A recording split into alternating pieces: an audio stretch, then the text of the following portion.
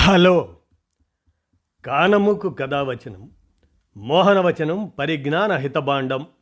శ్రోతలకు ఆహ్వానం, నమస్కారం. చదవదగునెవరు రాసిన తదుపరి చదివిన వెంటనే మరొక పలువురికి వినిపింపబూనిన అది ఏ పరిజ్ఞాన హితబాండమౌపో మహిళ మోహనవచనమై వీరాజిల్లు. పరిజ్ఞాన హితబాండం లక్ష్యం ప్రతివారీ సమాచార హక్కు. ఆ స్ఫూర్తితోనే ఇప్పుడు పద్మజ సూరపరాజు ఆమె విరచిత అంశంగా షార్ట్కట్ బతుకులు అనేటువంటి అంశాన్ని ఇప్పుడు మన కానమోకు కథ వచ్చిన శ్రోతలకు మీ కానమోకు స్వరంలో ఆ అంశాన్ని వినిపిస్తాను, వినండి. షార్ట్కట్ బతుకులు. ఒకప్పుడు బడులు, ఆసుపత్రులు నడపటం గొప్ప సంఘసేవ అనుకునేవారు. క్రమంగా అవి లాభసాటి వ్యాపారాలయ్యాయి. ఇప్పుడు వాటన్నింటినీ మించిపోయింది ఫుడ్ డెలివరీ బిజినెస్. నిన్నగాక మొన్న పుట్టింది. ఇప్పుడు అది లేనిదే రోజు గడవదు.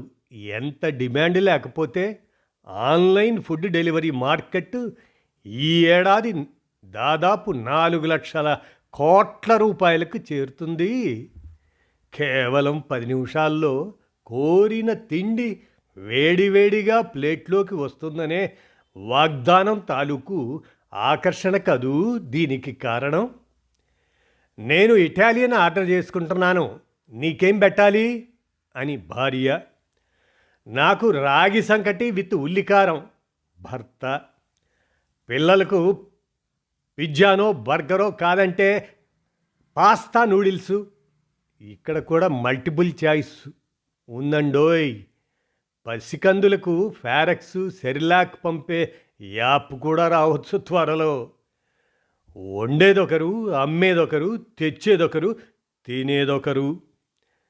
ఎందుకురా అంత డబ్బు పోసి ఒంటికి పడని తిండి తింటారు? చూస్తూ చూస్తూ ఊరుకోలేక ఏ బామ్మో ఒక మాట అనకపోదు. కానీ ఆ వెంటనే నీకు తెప్పించనా, డయాబెటిక్ డైట్ కూడా ఉంటుంది అని మనవలిడి సలహా దూసుకొస్తుంది.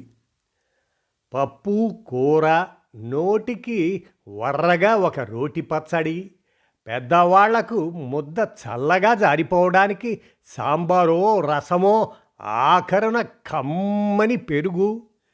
నోటికి పొట్టకి ఎంత హాయిగా ఉంటుంది మన భోజనం. తలా ఒక చెయ్యి వేస్తే గంటలో తయారవుతుంది. అయినా ఎందుకో వంట ఇప్పుడు పెద్ద తంట అయిపోయింది. చెయ్యడానికి తీరిక లేక కొందరు, ఓపిక లేక ఇంకొందరు, కొత్త రుచుల మురిపెం మరెందరిదో. వంట రాదని గొప్పగా చెప్పుకునే బ్యాచ్ కూడా తయారైపోయిందిలేండి. మనం తినే తిండి మనం తయారు చేసుకోలేకపోవటం అవమానకరమా, గర్వకారణమా? 10 ఏళ్ల క్రితం ఇవేవీ లేకుండా అసలు ఎలా బతికామో ఊహకే అందడం లేదు. ఒకటే సందేహం, అవి ఉన్నాయి కాబట్టి వాడుకుంటున్నామా, నిజంగా అవసరమై వాడుకుంటున్నామా? ఇప్పుడైనా అప్పుడైనా రోజుకు 24 గంటలే మరి అప్పుడున్న టైం. కానీ ఓపిక కానీ, వండుకోవాలన్న ఇష్టం కానీ ఇప్పుడేమయ్యాయి? వంట పని వల్ల ఆత్మవిశ్వాసం పెరుగుతుంది. దాంతోపాటు పిల్లలకు బ్యాలెన్స్డ్ డైట్ అంటే తెలుస్తుంది అని, పదార్థాల విలువ, శ్రమ విలువ అర్థమవుతాయని భావించి స్కూళ్లలో కుకింగ్ క్లాసులు పెట్టేవారు. పనిని పంచుకోవడం, శుభ్రత, టైం మేనేజ్మెంటు, సమయానికి స్పందించడం, సంక్షోభాలను ఎదుర్కోవటం, ఓపిక, ఇలాంటి ఎన్నో గుణాలు వంట చేసే వాళ్ళకు అలవడతాయి. అన్నిటికన్నా ముఖ్యంగా దేన్ని వృధా పోనీయరు.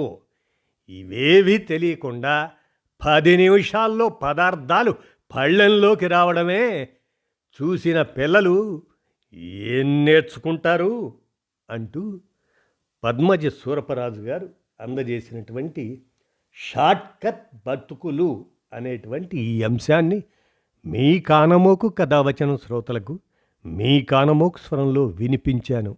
విన్నారుగా? ధన్యవాదాలు.